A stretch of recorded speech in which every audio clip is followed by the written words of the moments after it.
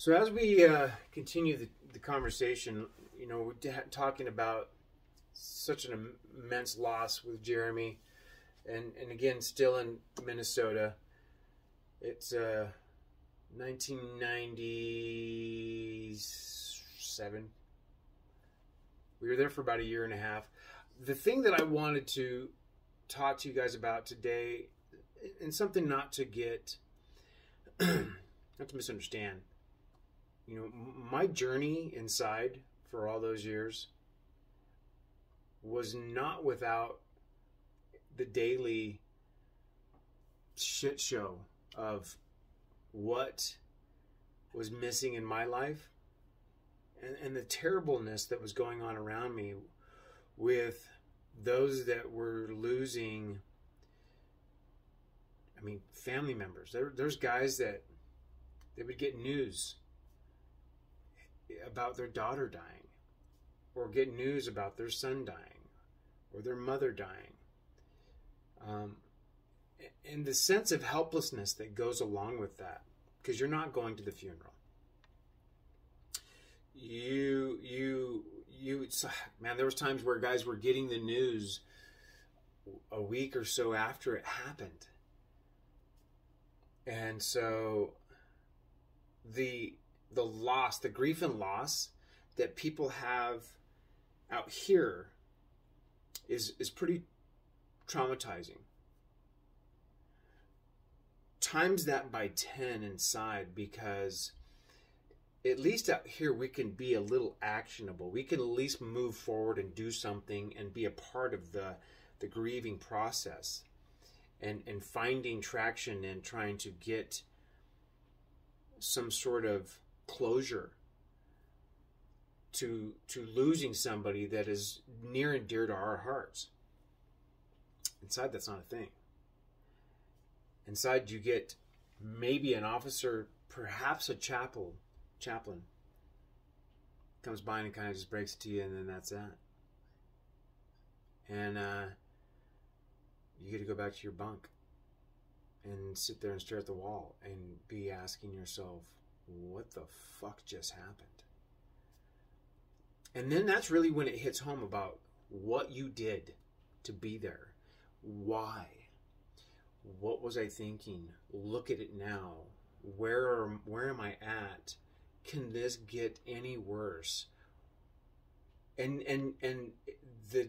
on comes the depression and the isolation and the need to just want to explode, and hoping somebody will come and say hi.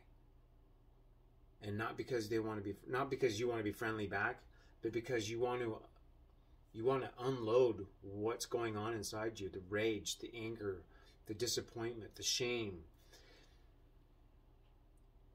The inability to articulate how to navigate something so emotionally binding to, well, for me it was chaos, because I lost my dad. And I lost my grandpa, and I lost my mom, and I lost my grandma.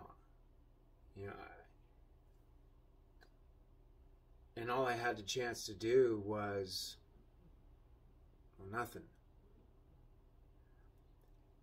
And that's devastating.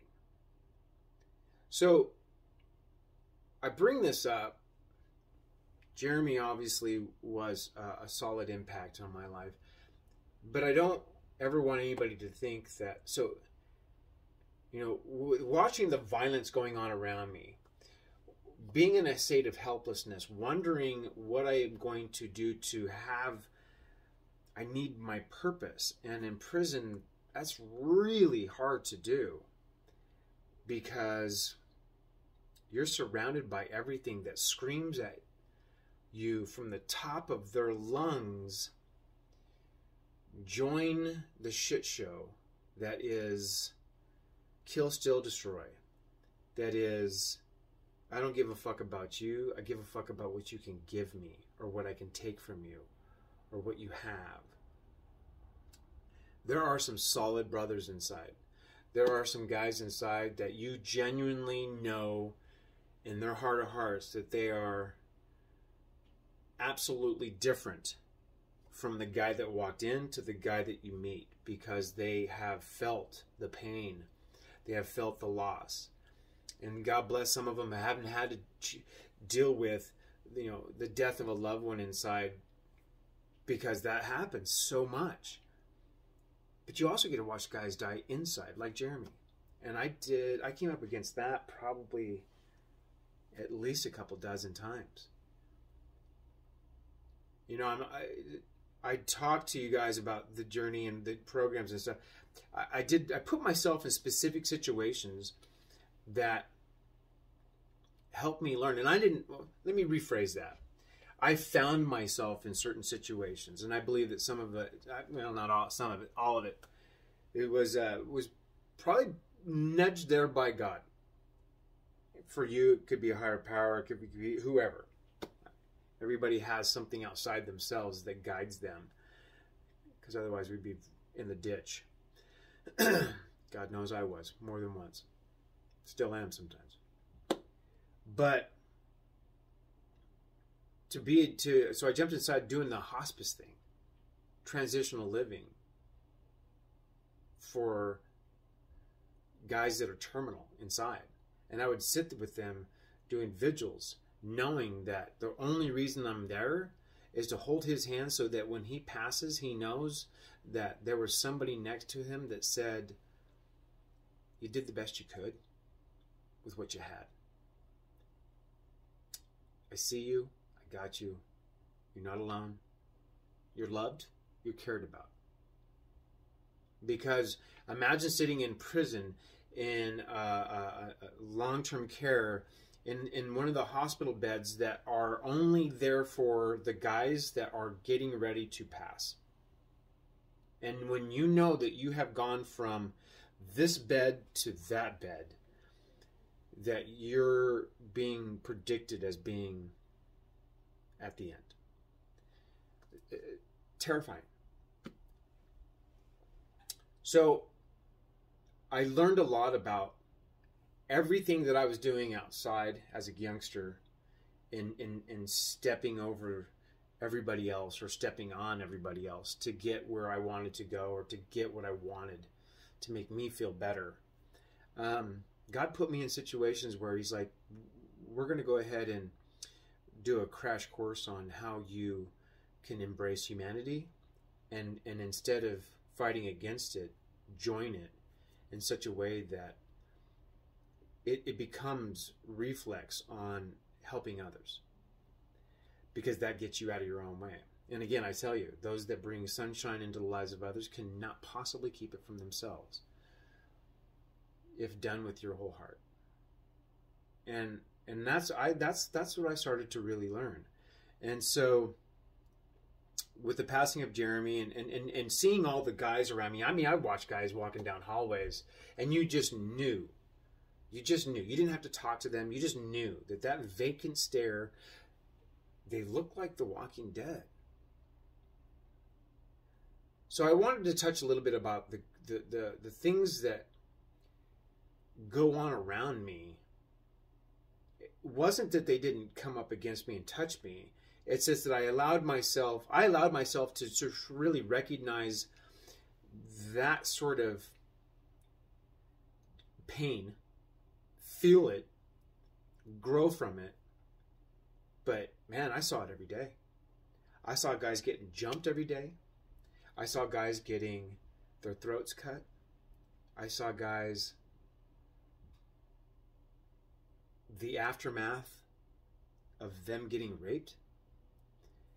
I saw guys that were the toughest motherfuckers you'll ever meet in your life sobbing. I mean, uncontrollably sobbing at the recognition of what they finally came. It's like waking up. It's like, I recognize that my life is no longer my own and it's in shambles. And how did this happen? How did I get here? How is it that my kid won't talk to me on the phone anymore because they finally understand that I chose that over them? Wow. I never want to have that fucking conversation.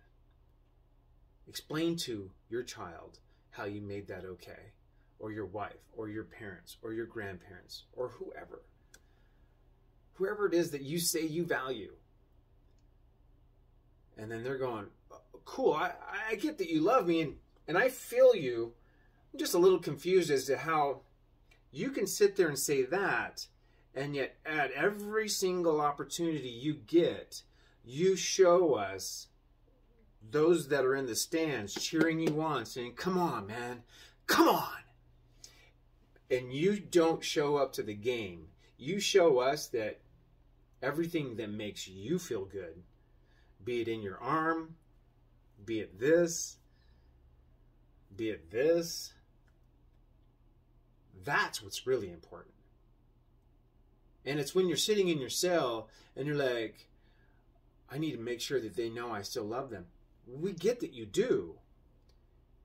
But when are you going to become victorious over the things that show us that you don't?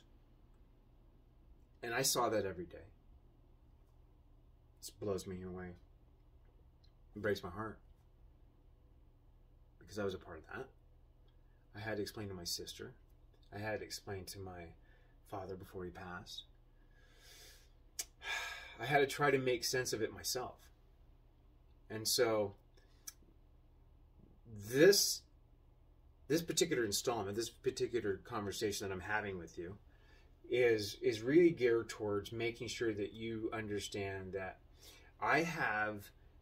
we are all brothers, those of us that have been in that world, whether I know you or not, whether you know me or not. And I will never disrespect, ever disrespect the time that you've done, the sacrifices that you made. And when I say sacrifices, I'm talking about that self-centered, entrenched understanding and feeling that you need, that you want, that you have to have. And you've set it aside and you said to yourself, I'm done. But everything that we did in order to get the fuck out and are doing what we need to do right now, which is creating those families. Undoing the damage with investing in doing the right thing every day. Giving the full measure of who we are over to repairing the relationships with our children and with our wives, with our parents, with our family as a whole, with friends. But I think that it's really important to never lose sight of the fact that every single one of you guys, you went through some shit. You've seen some shit. It's no different. But never allow anybody to glorify what prison looks like. I did 32 and a half years. And I didn't enjoy a single second.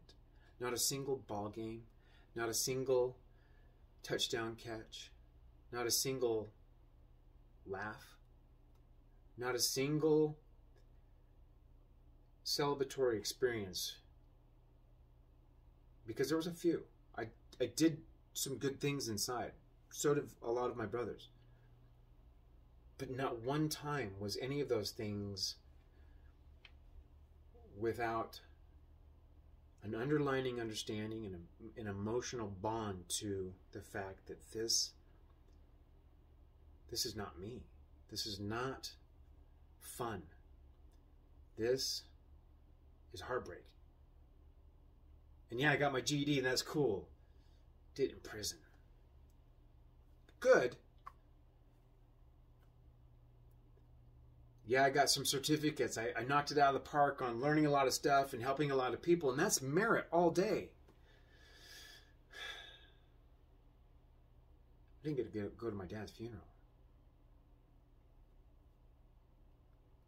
I saw a lot of harm, a lot of people being victimized every day. And it's really my message in this is not to do anything other than I need to make sure that you understand that prison is not fun. And I never had fun. I made it through it by creating distractions and trying to better myself, as well as add value. And it was a continuously learning process. And I will never lose sight of the fact that so many people inside understood that where they were at didn't define who they were, got out, and are doing amazing right now. Amazing right now. And look at it this way. If we can do it, well, I suppose we all have a chance, right? Anyway, so this is another installment. Again, guys, I want to share these things with you as they come upon me. There's no script. It's just me kind of just sort of having a conversation with you over a cup of coffee. And subscribe when you can. Pass this along where you can. Know that these are all heartfelt. And if anybody wants to have a conversation with me, obviously message me. And know that I'm 100% available to anybody that needs that needs me. So have an awesome day, and God bless.